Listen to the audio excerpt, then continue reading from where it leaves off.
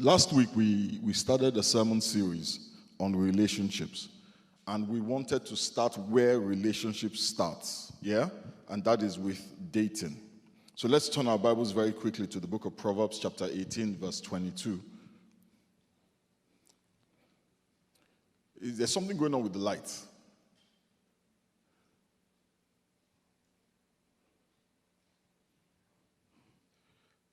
Proverbs 18, verse 22. It says, the man who finds a wife finds a treasure, and he receives favor from the Lord. The man who finds a wife finds a treasure and receives favor of the Lord. You know, these words, man and wife, are not speaking about age. They're talking about stages in a person's development. Because you can be chronologically old and not be a man. And so the question that we must ask ourselves, the question that you must ask yourself is, am I a man? Am I a man or am I a wife? And we said that, unfortunately, the society we're in, or the societies we're in, will define being a man in different ways. Yeah, in America, a man is a certain way. In Nigeria, a man is a certain way. In the Cameroon, a man is a certain way. In Ghana, a man is a certain way.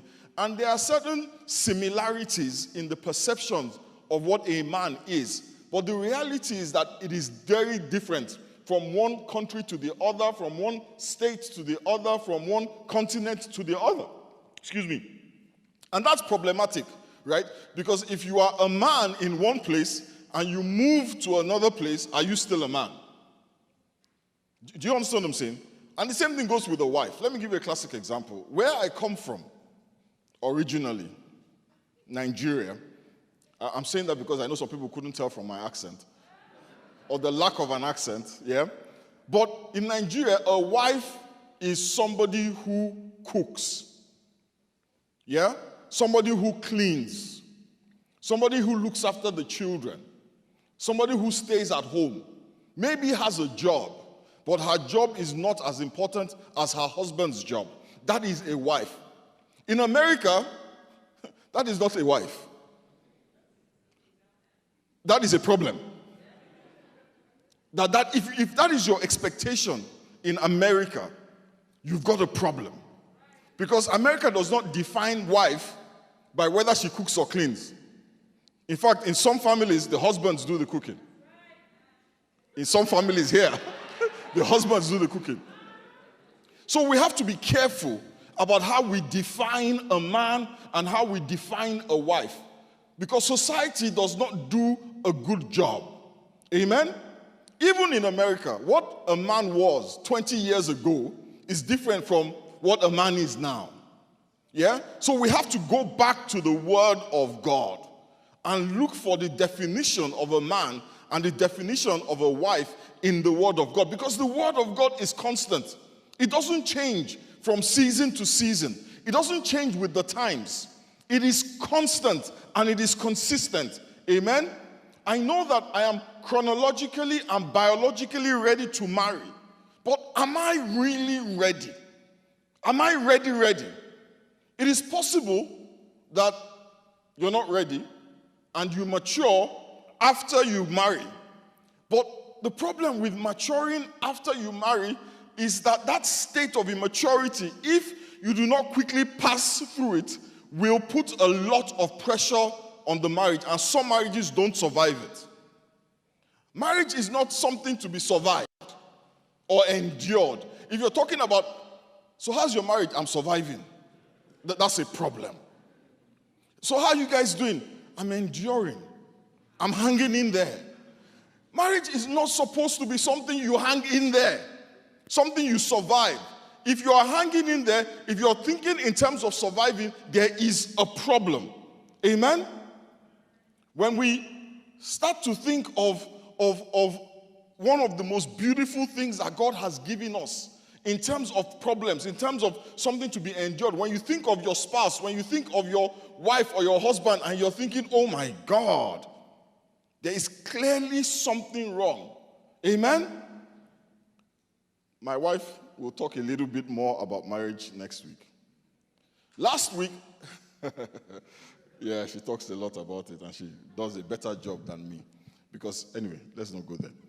Last week, I talked about immaturity and how problematic immaturity is to a marriage. 1 Corinthians chapter 13, verse 11 says, when I was a child, I spoke and thought and reasoned as a child, but when I grew up, I put away childish things. Imagine if you put two children who thought like children, because there's some kids that are mature, but two children who think like children, who behave like children, put them in a room and ask them to play together for 5 minutes. Before the end of the 5 minutes, you will be separating a fight, or you will be soothing somebody's tears. Now imagine putting two adults who think like children, who behave like children, and ask them not just to play together, but make decisions, do life together. It's extremely problematic. The thing about immaturity is that we are able to spot it in others, but we don't see it in ourselves. And the purpose of this sermon is not to point to others. It is to point to yourself. Amen? So don't be talking about how I know the person that needs to hear this. You need to hear this. Amen?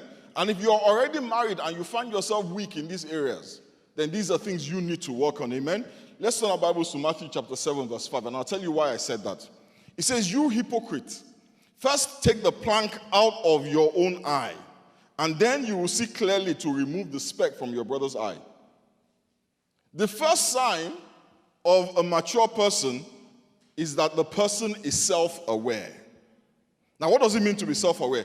Technically, being self-aware is the same thing as being self-conscious. But in language, we use self-conscious to describe an awareness of one's appearance relative to others. It means that you see yourself, assess yourself, see others, assess them, and make a judgment about yourself based to what you see of yourself and them. 1 Timothy chapter 4, verse 16 says something that I think is important. It says, keep a close watch on yourself and on the teaching. Persist in this, for by so doing, you will save both yourself and your hearers. Paul is basically telling Timothy, a younger man, to be self-aware, to watch what he thought, to watch what he heard, because by so doing, you will save you and the person you're dealing with.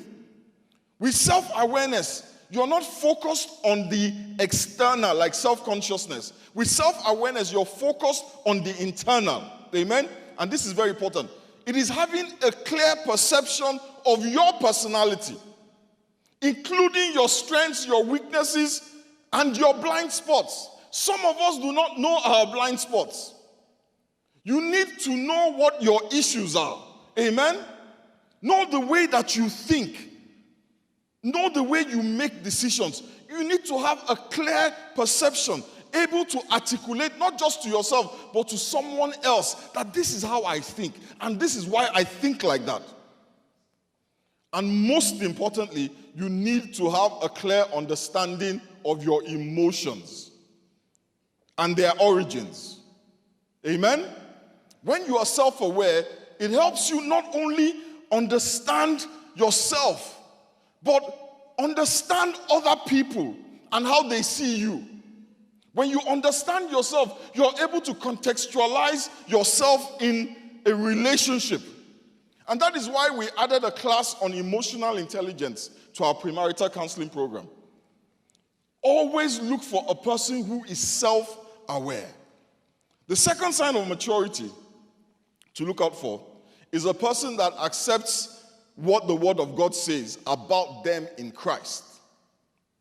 Not what they see of themselves, but what the Word of God says about them in Christ. The Bible says in Psalm 139, verse 14, I praise you because I am fearfully and wonderfully made. Your works are wonderful. I know that full well. Outside of Christ, we're all sorts of things. But in Christ, the Bible says we are wonderful. David acknowledged that, you know what, in Christ, I am wonderful. Many of us have had experiences that have tried to demolish our self-esteem. myself and Pastor Larry, we joke every once in a while. Because we work together, we're in the office often. So if you come into the office and you're wearing something nice and you're feeling yourself, you know how you're feeling yourself? You're thinking to yourself, man, these are my shoes. They are on point. The other person has a responsibility to bring you back down by telling you how, yes, your shoes are on point, but your sweater, there's a problem there. And we often say, why are you trying to demolish my self-esteem? And it's a joke, but that's what happens in life. There are people who have passed through experiences, circumstances, other people that have demolished our self-esteem, our sense of worth, and put us in a state of insecurity. And it's not just people that demolish our self-esteem or sense of worth. There are other things that happen. Amen? And when we have those insecurities, we start to react to our fears and not facts. We react to our fears and not the truth. A lot of couples are having a hard time because one or both couples have low self-esteem, or they are insecure. And as a consequence, you find yourself having irrational arguments. I'm married. I'm telling you the truth. You have arguments that an observer will tell you doesn't make any sense. But the two of you want to kill yourself over that argument. Because you are having an emotional argument that has nothing to do with the issue at hand. Amen? So people sometimes are not reacting to you, they are reacting to their fears. And some fears you will spend the whole of your marriage dealing with because they are so deeply ingrained in the person. It takes a self-aware person to see them and look for help in Christ to cure them, to deal with them. Let me tell you a personal story. My wife is a wonderful woman. The people who get close to her will tell you that. But I didn't tell her about this. And I'm glad she's not, well, I'm not glad, but she's sleeping because she had to take some medication. So she's not watching this, so I can talk freely. So, but she can watch it afterwards. Anyway, it doesn't matter. I'll buy some flowers on my way home. So I have a wonderful wife, right? But she has a fear about money. Yeah, she has a fear about money. And we didn't understand what it was. And this is what I'm talking about, that you can mature in marriage, but it's a problem. She was born in the eastern part of Nigeria, not too long after the Nigerian Civil War ended. And students of history will tell you that that war was brutal. And it was brutal for the people on the eastern part of the country.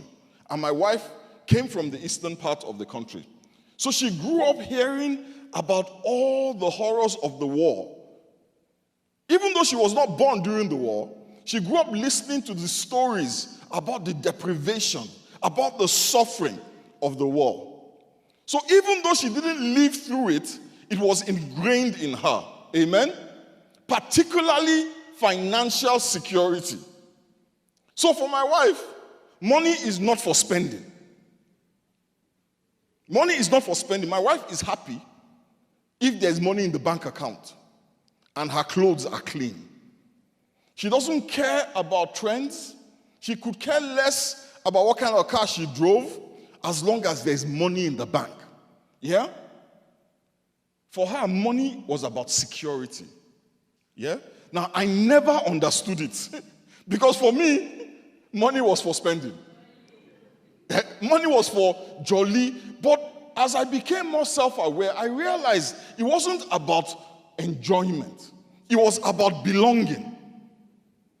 Money for me, so for my wife, money was about security. For me, money was about belonging. Money gave me access into the relationships I wanted. Does that make sense? I'll unpack that later. My insecurity at the time was belonging. When we argued about money, we were arguing from our insecurities, from our fears, and not from the facts. So she argued from, what if something happened? I argued from, how do we look? Does that make sense? So we're arguing about money, but we're both coming from different angles. And if I don't understand her angle, and she doesn't understand my angle, what happens? Trouble. And the first few years of my marriage was trouble. We loved each other, but when it came to money, so do you know what we decided to do? Stop, you to your own corner about money, me to my own corner about money. But intimacy starts to collapse. And when intimacy starts to collapse, the marriage will collapse. Yeah? So that is why it is important that you understand the insecurities of the person you are about to marry. But even more important, understand your own insecurities. Don't just say, oh, I like having money in the bank.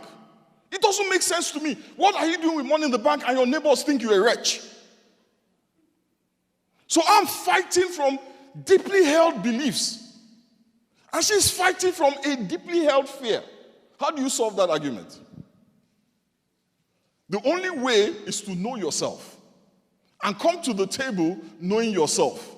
Does that make sense? So you come to the table saying, Femi, I can't sleep at night. I can't deal with this. Why? What's the big deal? It's only $1,000.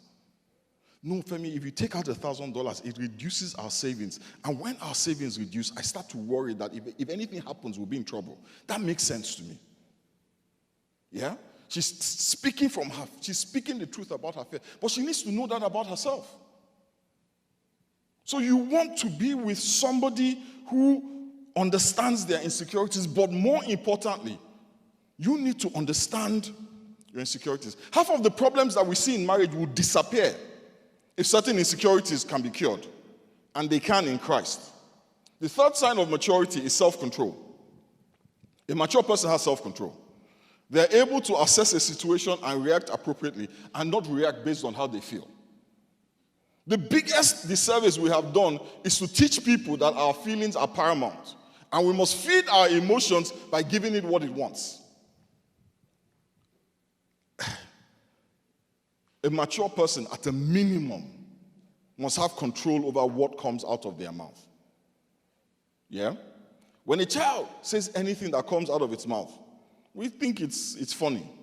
But when it's an adult, you know what we say? We say they have no filter. That's what we say. It's not that they have no filter, it's that they lack self-control.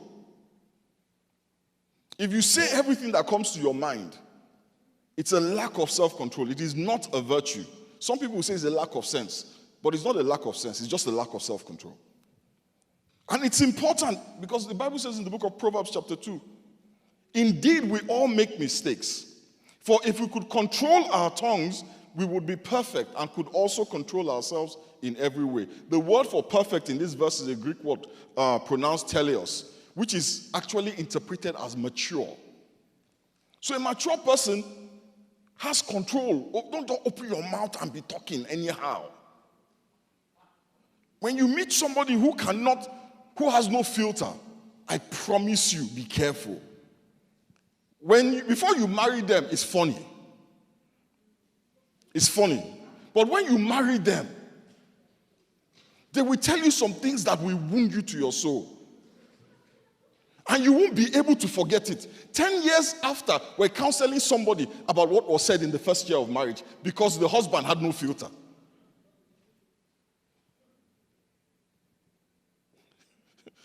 A mature person has control over their tongues. If you can control your tongue, the Bible says you can control the rest of you.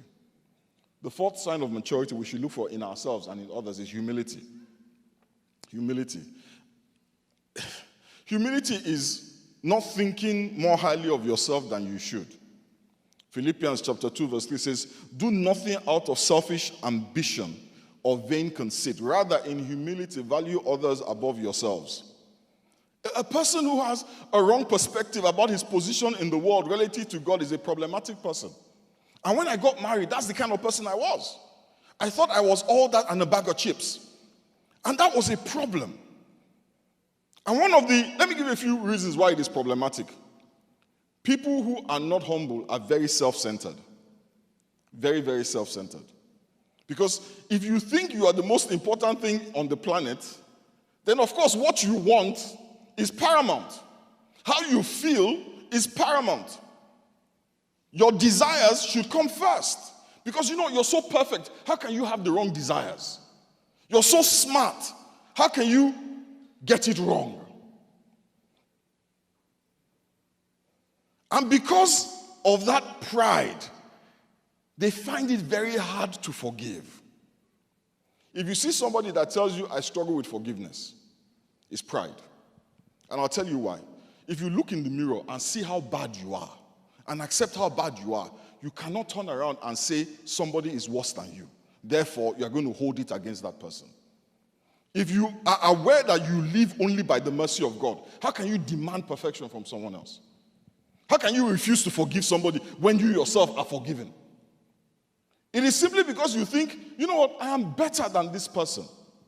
That is why this their sin against me, I am not going to let it go. My wife and I always say it, that you better forgive me because tomorrow you'll be the one asking for forgiveness. And I'll be waiting for you in front. I used to be very unforgiving. Very unforgiving. And I realized the reason why I was unforgiving was because I thought I was perfect. So in our marriage, my wife could apologize at the drop of her hat. But me, I just struggled with it. And I realized it was because I thought I never did anything wrong. So one day when she unpacked my behavior for me, I was shocked. And it's not as if in the moment I didn't say sorry. But somehow I forget that I sinned. But I remember her sins. So I'm going to hold you to your sin because I just have to hold you accountable. We want to hold people accountable. If they hold us accountable, and you will be held accountable at some point.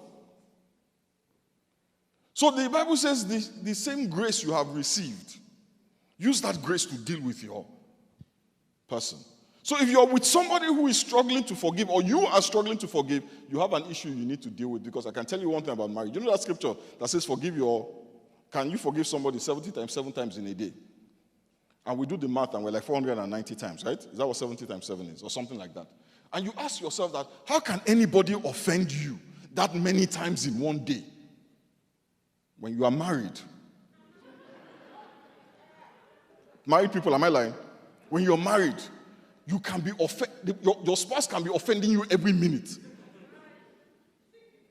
If you find it's hard to believe, but it happens. It's almost like you're in a permanent state of offense. So if you don't know how to forgive, if you are dating a person who does not know how to forgive, be careful. Number 3, proud people find it hard to listen to the opinion of others. They will find it hard. They will find a way to dismiss anybody's opinion except theirs. Basically, they don't listen. Oh, he's just so strong-headed, he doesn't listen. Run. Because guess what? He will not listen to you. Somebody said to me that there's nobody on the planet that their spouse listens to. That there's nobody. The only person who could talk to the person, to him, is dead. So he listens to nobody. Hey, that's a problem. And if that kind of person marries a strong person, what do you think is going to happen? Fireworks. The pastor will be there counseling every day. Proud people have to win every argument. They have to win every argument. They don't lose arguments. They will follow you into the ground until they win the argument. And one of the things that I've realized is that proud people are also very fiercely competitive. When you're dating somebody who cries because they lost a game of Uno, yeah, that's a red flag. Oh, they're very competitive, very competitive. It's not competitive, they just can't lose. They just can't be on the, like our former president. No, seriously, he's the extreme of it. But that is what happens. Number 5, they find it hard to accept when they are wrong. So saying sorry is a problem. And last one, a prideful person has no problem with lying to get their way. Because what matters is that they get what they want. A humble person is not somebody who bows and scrapes. Yes, sir. Yes, sir. Going around, carrying things for somebody. That's not humility. That's humility. A humble person is one who realizes that only the mercy of God, somebody who is totally dependent on the mercy of God. How can you not forgive if you are so aware that you live and exist by the mercy of God? One of the reasons why the Lord loved David so much was because David was so dependent on God's mercy. He was so dependent on God's mercy. Because right from time, he knew that I'm not a saint. I am totally dependent on God's mercy. Femi Omotayo, I stand here by God's mercy. If God were to judge sin, I'll probably be the first one to die. Paul said, I am the chiefest of sinners. When you can't see yourself as the chiefest of sinners, there's a problem. The Bible says all have sinned and fall short of the glory of God. So calm yourself down. When you realize that your life, everything you have achieved, every good thing you have, God gave it to you. You have it by the grace of God. That job, that house. Yeah, you bought a house by the time you were 25. Thank God. Thank God. Somebody who cannot understand why someone else is poor. If you work hard, when you meet somebody like that, who believes hard work is the solution to everything, pray. A humble person focuses all the attention on God and not themselves. They accept the word of God, not their opinion, but the word of God as the final authority in every situation. That means that they are submitted to God. Let me read something to you in Ephesians chapter 5, and I'm going to close here. 5 verse 22 to 25. I'm sure some of us know this scripture very well. I read this scripture at a wedding a long time ago, and the groom's sister was livid. At the time, I didn't understand why she was livid. It's like, it's the Bible. But my interpretation of it was flawed, and I'll read it for you. Ephesians 5:22 to 25 says, Wives, submit yourselves to your own husbands as you do to the Lord. For the husband is the head of the wife, as Christ is the head of the church, his body, of which he is the Savior. Now, as the church submits to Christ, so also wives should submit to their husbands in everything. Then verse 25, husbands, love your wives just as Christ loved the church and gave himself up for her. If you focus all your attention on these verses and you forget the one verse that came before it, Ephesians 5:21, submit to one another out of reverence for Christ. There's a problem. We skip over Ephesians 5:21 and we go straight to Ephesians 5:22 and we stay there. If you are a woman, you skip 22 and you jump to 25. If you are a man, you skip 25. One of the things I find very interesting about Ephesians, about those verses 22 to 25, is that they lead back to verse 1. If you interpret what it means to submit as if you were submitting to Christ, yeah? And you interpret what it means to lay your life down, even as Christ laid his life down for the church, they cancel each other out. That is why it starts with 5:21, submit to one another. Submit to one another. And then he gave examples of submission. Not wives, submit to husbands. So, I'll let Ike talk about that. Because I'll get too excited. So when you are dating somebody, ask them what their perspective on these verses of scripture, what it is. 7 times out of 10, depending on the other side of the equation, they will choose the one that favors them. Yes, you have to submit. The Bible says you should submit. And when you show them verse 21 and they're willing to change their perspective, that's fine. But if they're not willing, my brother, my sister, how do we say it? Open your eye. And some of these things are not hidden.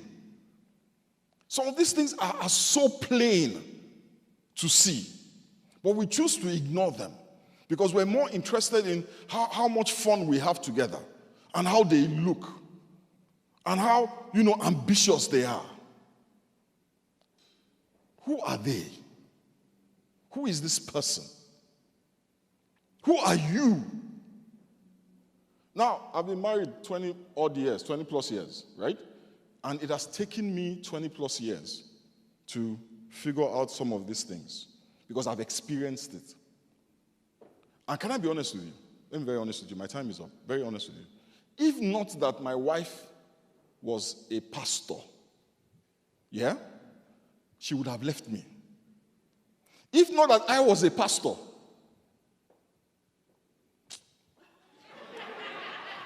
I could never leave her. Never leave her. Never leave her. But I can tell you this, yeah? Somebody would have gone to jail. But only God. So I don't want you to go through these things if you are not yet married. And if you are married, I want you to start thinking, am I self-aware? Do I understand my insecurities? So when I argue, I understand. Anyway, let me finish quickly. In conclusion, I want to say that the most important is a realization that without God, I am nothing. And the only way to God is through Christ. Our God is too holy to interact with sin. And because he loved us and wanted a relationship with us, he sent his son to die on the cross for us, that his blood might wash away our sins and make us righteous in our walk with him. When we are in Christ, we are acceptable and we are perfect in the eyes of God. And as a consequence of that perfection, it starts to, when we're conscious of it, it starts to flow out of us and makes us the people that we need to be. So I want us to just take a moment and pray. Because prayer is everything. Prayer is what connects us to the power of God. And just say to God, you know what? I've got things in my life. I've been through some things. And I need you to help me deal with it. Nobody wants to admit they have low self-esteem. But it is unbelievably more common than you think. Because low self-esteem is such a derogatory term. When we say somebody has low self-esteem, it's an insult. So we refuse to accept that the way we see ourselves is problematic. Some of us start trying to end the relationship before it starts because we think that we're not worthy of the relationship and the person is going to end it anyway. So let me save my pride and end it myself. Let's just talk to God. The Bible says he knows us from the inside out. And some of us need him to reveal us to us. Some of us need him to reveal us to us. I've talked to a lot of single people. People that you would think should not be single. People that you would think don't deserve to be single. But after having been married for 20 years, sometimes, not all the time, but once in a while, you see something and you're like, you need to get rid of this. You can't enter marriage thinking like this. You can't enter marriage without having the ability to forgive. You see, God wants you to be a treasure. He wants you to be a blessing to somebody. He doesn't want you to be somebody's punishment, but a blessing to somebody. And he's working some things out in you. But some of us need to be open to that. Open to change. Change not just physically, but also change mentally. And for those of us that are married, we need to accept that some of the problems in your marriage is not that your spouse is difficult, it's that you have issues that need to be dealt with. You have maturity gaps that you need to fix. If I knew in 1998 what I know now, my marriage would have been smooth sailing. Now, I've learned a few things, but I learned it the hard way. People say experience is the best teacher. Experience is the most effective teacher, but it's the worst. Because it just is painful. So please speak to the Lord this morning and say, Father, help me. Father, help me. Help me to see myself for who I really am. Open my eyes to see myself, to see the things that I need to bring to you. I am complete in Christ.